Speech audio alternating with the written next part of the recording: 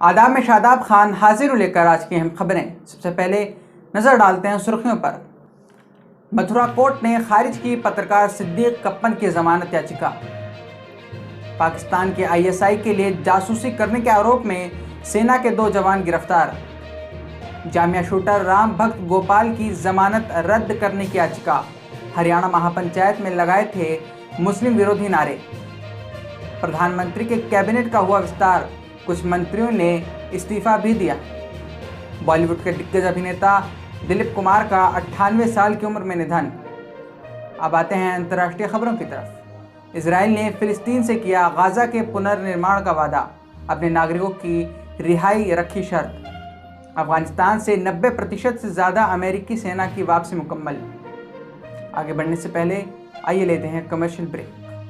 हमारे संग भरो सफलता की उड़ान। हिंद गुरु एकेडमी, D6 अबुल फजल, जामिया नगर, दिल्ली।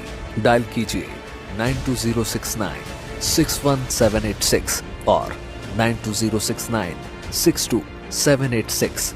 अगला बैच शीघ्र प्रारंभ। ब्रेक के बाद अब खबरें तफसील से। उत्तर प्रदेश के मथुरा की एक अदालत ने मंगलवार को जेल में बंद पत्रकार सिद्दीक कप्पन की जमानत याचिका को खारिज कर दिया है। याचिका को इस आधार पर खारिज किया गया है कि मामले के अन्य 3 आरोपियों की जमानत अर्जी पहले ही रद्द हो चुकी है।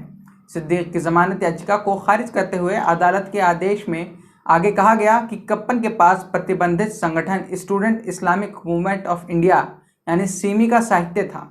वो सिमी के नेताओं के संपर्क में थे और उनके बैंक खाते में 20,000 रुपये और 25,000 रुपये की 2 अवैध ट्रांजैक्शन मिली हैं। सिद्दीक कप्पन के वकील मैथ्यू ने कहा कि यह पहली बार है जब उन्होंने कप्पन को जेल से रिहा करने के लिए आवेदन दिया है। कप्पन को एक छात्र संगठन कैंपस फ्रंट ऑफ इंडिया के 3 सदस्यों के साथ पिछले साल अक्टूबर में गिरफ्तार किया गया था, जब वे एक दलित महिला के सामूहिक बलात्कार और हत्या के बारे में रिपोर्ट करने के लिए हाथरस जा रहे थे।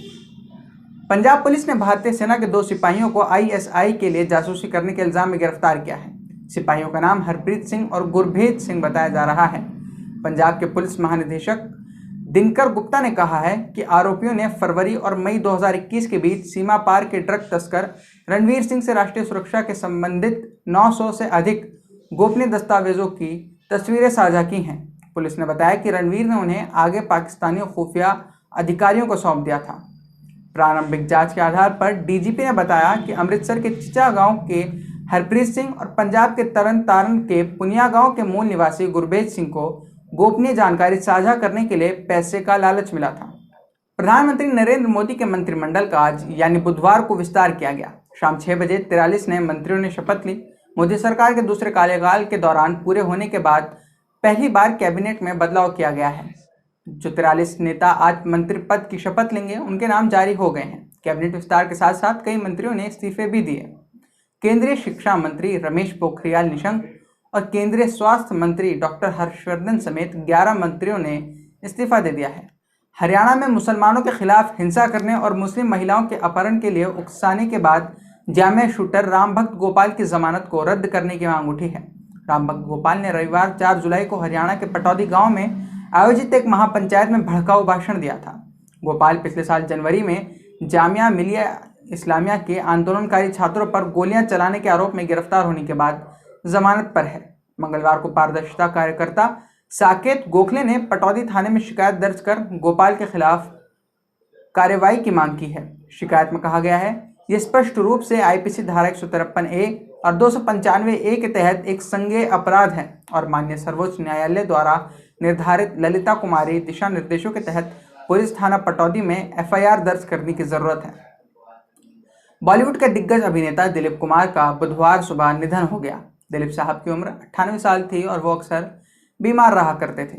डॉक्टर ने बताया कि दिलीप साहब को प्रोस्टेट कैंसर था। दिलीप कुमार उर्फ यूसुफ खान अभिनय के मामले में एक ट्रेंड सेटर थे। भारतीय सिनेमा की विभिन्न धाराओं में अभिनेताओं की पीढ़ियां उनसे प्रेरणा लेती हैं। यूसुफ साहब को भारत के अब तक के सबसे महान अभिनेताओं में से एक माना जाता है। उनका करियर 5 दशकों में फैला रहा। देवदास, मुगल आजम, गंगा जमुना, राम और श्याम, नया दौर जैसे फिल्मों के जरिए उन्हें हमेशा याद किया जाएगा। आइए लेते हैं ब्रेक के बाद नज़र डालेंगे अंतर्राष्ट्रीय खबरों पर।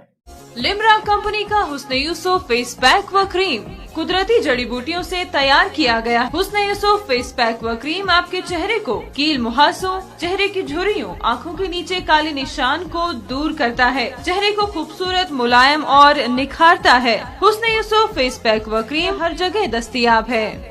ब्रेक के बाद अब अंतर्राष्ट्रीय खबरें। तुर्की की समाचार एजेंसी अनादोलू में छपी खबर के अनुसार इजराइल ने कहा है कि वो गाजा का पुनर्निर्माण करने के लिए तैयार है, बशर्ते फिलिस्तीन इजरायली कैदियों को रिहा करे। इजराइल के विदेश मंत्रालय के एक अधिकारी हैम रेगेव ने संयुक्त राष्ट्र संपर्क समिति को बताया, गाजा पट्टी का पुनर्निर्माण गाजा में खोए या हिरासत में लिए गए 4 इजरायलियों की रिहाई पर निर्भर है। हमास ने कहा है कि उसने 2014 में गाजा पर 51 दिवसीय इजरायली हमले के दौरान 2 इजरायली सैनिकों को हिरासत में लिया था। हालांकि इजराइल का मानना है कि फिलिस्तीन ने उसके 4 नागरिकों को कैद किया है, जिनमें से 2 गैर लड़ाकू थे। पेंटागन की मध्य कमान ने घोषणा की है कि अफगानिस्तान से अमेरिकी सेना की वापसी 90% पूरी हो चुकी है। सेंटकॉम ने कहा कि उसने आधिकारिक तौर पर 7 पूर्व अमेरिकी ठिकानों को अफगान सुरक्षा बलों को सौंप दिया था और देर से लगभग 1000 C-17 एयर फ्रेटर लोड के उपकरण को सितंबर की समय सीमा से पहले पुल आउट को पूरा करने के लिए खाली कर दिया था। शुक्रवार को अमेरिकी बलों ने काबुल के उत्तर में विशाल बगराम हवाई अड्डे को वापस सौंप दिया। यह हवाई अड्डा पिछले 2 दशकों के संघर्ष में देश में अमेरिकी सैन्य अभियानों का मुख्य केंद्र है। मंगलवार की घोषणा ने इस बात को रेखांकित किया कि अप्रैल में राष्ट्रपति जो बाइडेन द्वारा आदेशित अमेरिकी सैन्य और असैन्य कर्मियों को वापस बुलाने की अधिकांश प्रक्रिया पूरी हो चुकी है। खबरें खत्म हुई। अगर आप ये वीडियो YouTube पर देख रहे हैं तो हमारे पेज को सब्सक्राइब करें और अगर Facebook पर देख रहे हैं तो हमारे पेज को लाइक करना ना भूलें।